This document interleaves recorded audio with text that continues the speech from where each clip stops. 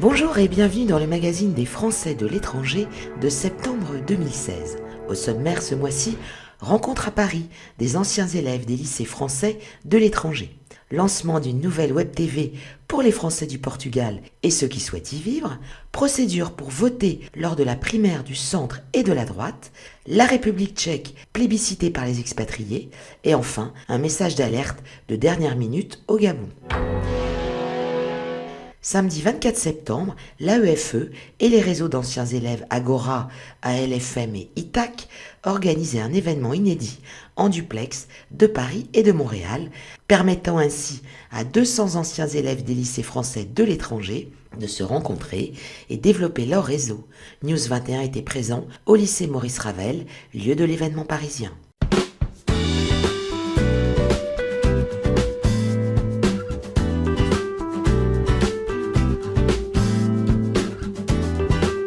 L'AEFE a décidé d'organiser ce type d'événement pour remercier en fait tous les élèves qui ont fait le choix de s'inscrire sur le site Agora, sur ce site collaboratif. Christophe Bouchard, directeur de l'AEFE, a souhaité remercier ces élèves et aussi envoyer un message à tous les élèves qui sont actuellement dans nos 495 établissements sur la planète, c'est 340 000 élèves avant tout, leur envoyer ce message que l'AEFE mettait à leur disposition un site collaboratif qui leur permettait d'échanger sur leur expérience dans l'enseignement supérieur.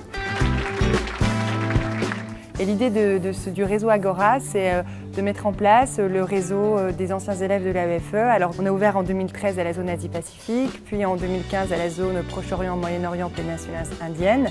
En mars 2016, on a ouvert à la zone Europe ibérique. Aujourd'hui, on a 67 établissements qui utilisent le site et le réseau Agora. Et l'année prochaine, en 2017, on va ouvrir à tous les établissements du Maroc.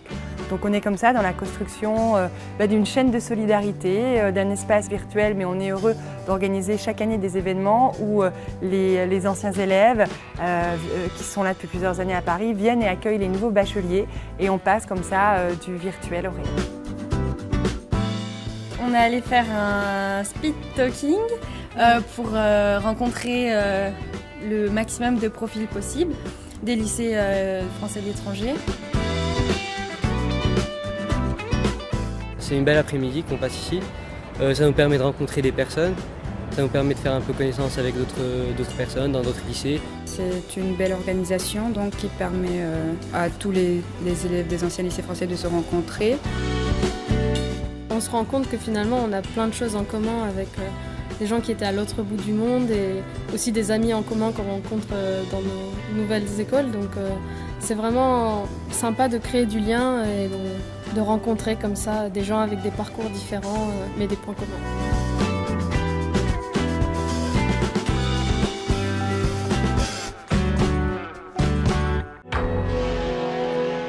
Vous avez envie de vivre au Portugal ou d'y monter votre affaire? Alors, connectez-vous le 21 octobre à 18 h sur portugal21.tv. Cette nouvelle web TV sera officiellement lancée au sein des studios de TV5 Monde. Portugal21.tv viendra ainsi rejoindre le bouquet de francemonde21.tv qui compte déjà 10 télés dans 10 pays. Au programme de Portugal 21, des émissions pratiques pour vivre, travailler ou monter son business sur place, des témoignages, des adresses utiles, bref, un nouveau média indispensable pour ceux qui souhaitent un ailleurs en Europe et au soleil. Français de l'étranger, il vous reste encore quelques jours si vous souhaitez voter lors de la primaire ouverte de la droite et du centre. Pour participer, vous devez obligatoirement vous inscrire avant le 16 octobre prochain. La procédure prend seulement quelques minutes. Comme pour tous les Français, une participation aux frais d'organisation de 2 € par tour de scrutin sera exigée. Le vote n'est pas réservé aux adhérents d'un parti. Il est ouvert à tous les Français inscrits sur une liste consulaire au 31 décembre 2015, ainsi qu'aux mineurs qui atteindront 18 ans avant le 23 avril 2017, date du premier tour de l'élection présidentielle. Alors rendez-vous sur www.primaire2016.org. Les résultats de la 9e édition du HSBC Expat Explorer, qui a sondé 27 000 personnes vivant dans 45 pays, nous révèlent que les 2 pays préférés des expatriés sont Singapour pour la 2e année et la Nouvelle-Zélande, suivie du Canada. Mais la surprise de cette étude, c'est le bond spectaculaire de la République tchèque, qui passe de la 18e à la 4e place. Plébiscitée pour son dynamisme économique et sa qualité de vie, elle est saluée par 64% des expatriés qui y vivent pour l'enseignement que leurs enfants y reçoivent. Une occasion pour voir ou revoir l'émission consacrée à Prague lors des 24 heures chrono de l'International 2016. Pour ce faire, rendez-vous sur 24hchrono-international.com. Avant de nous quitter, un message d'alerte de dernière minute qui est à consulter sur le site du ministère des Affaires étrangères pour ceux qui auraient à se déplacer au Gabon.